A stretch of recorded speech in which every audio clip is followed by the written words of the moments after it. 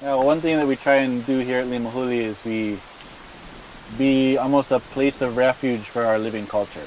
So many aspects of our culture almost disappeared, and we experienced a cultural renaissance in the 1970s, and it's been gaining steam, and slowly these different aspects of our traditions and practices have been revived or brought back from hibernation, or however you want to say it. And one of the ones that has come back is the construction of traditional houses like this, right? And we call them Hale in Hawaiian.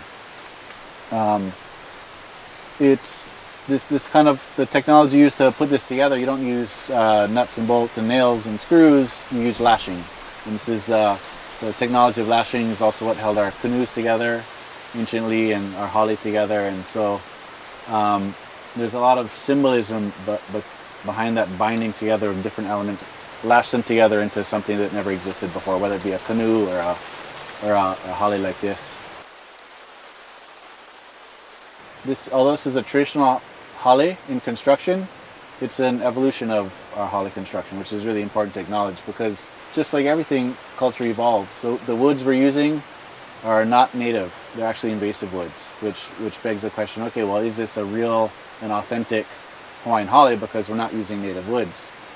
And so when people have asked me that, I tend to answer them with a question and say, okay, well, what's the deeper practice that we're trying to follow? Are we just trying to go through the old documents from the 1800s and look at the list of woods they used and then just copy that? Or are we going to look at the deeper conservation ethic of our culture, which is whatever's the most abundant tree in the forest, that's what you use.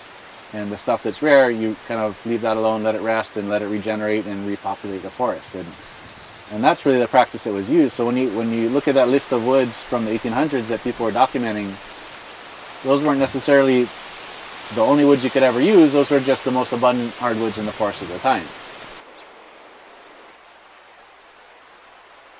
This is actually built on the footprint of an ancient housing compound. So that there would be multiple smaller houses that an extended family would be living in anciently. So you'd have the men's house and the women's house and the cooking house and various other houses. But we don't live like that anymore. What we are doing is we're gathering in places that are, these places of refuge for our culture, and we're gathering and we're drinking ava together, or we're doing educational activities together, and that's the function of this thing.